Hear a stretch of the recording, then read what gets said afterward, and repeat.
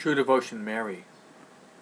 We're making a commentary on the classic of St. Louis de Montfort, True Devotion Mary.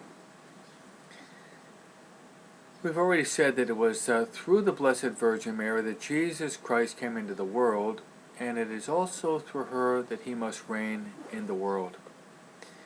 Mary never separates us from Christ. She always brings us close to Christ. Another very important point is the great humility of the Blessed Virgin Mary.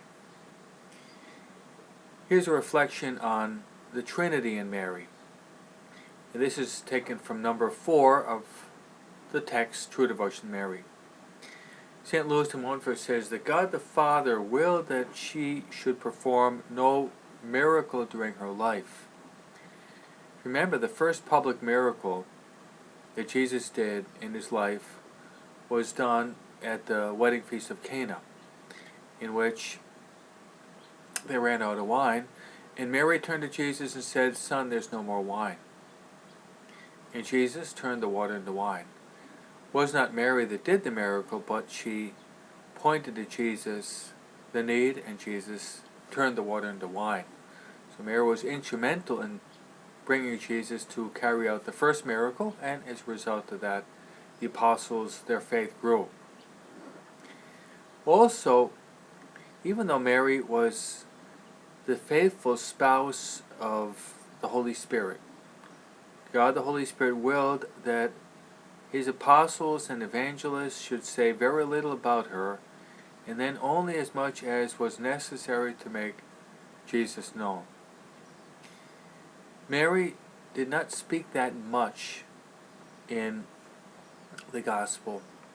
Actually, she spoke 7 times in the Gospel. And the last time that Mary speaks, as we mentioned earlier, is in the wedding feast of Cana. She speaks 2 times. She says, "Son, there's no more wine." And the last time that Mary speaks, she says, "Do whatever he tells you."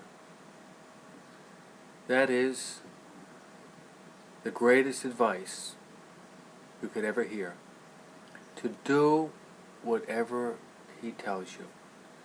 My friends, if we would only carry out that advice of Mary, we would all be living holy lives and the whole world would be saved.